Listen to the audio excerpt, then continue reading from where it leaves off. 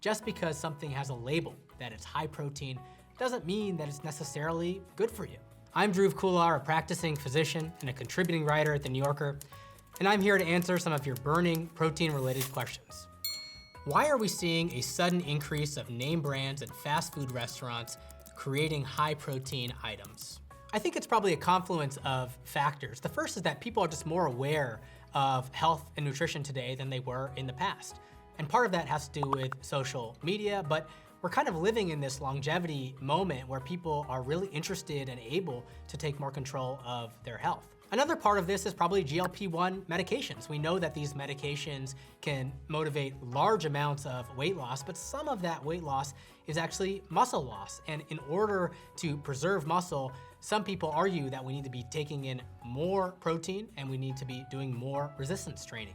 Does the average person actually need 1 gram of protein per 1 pound of body weight? Your body can only use so much protein at any given time. And unlike fats and carbs, the body doesn't really have a good way to store excess protein. So after the protein is done repairing and building muscle and other tissues, a lot of it is just excreted in the urine or used for energy or even converted to fat. If you want to put on or maintain muscle, pounding protein will only get you so far. The really important variable is going to be strength training. So if the average person doesn't need 1 gram of protein per every pound of body weight, what do they need?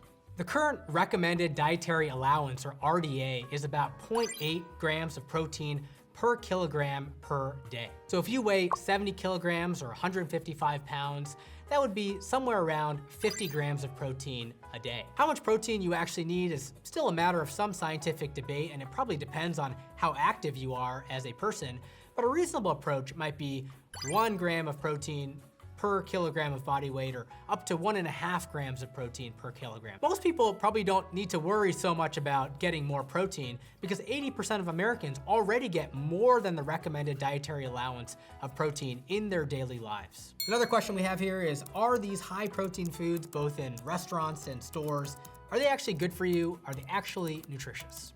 For many people, there might be a substitution effect. Protein is satiating, it makes people feel full.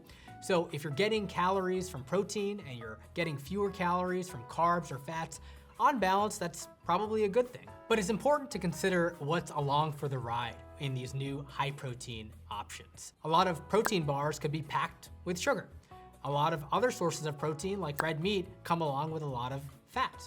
And at the end of the day, protein is still calories. And so if you're eating the same amount of fat and carbs and now you're layering on more protein, you might just be eating more overall calories.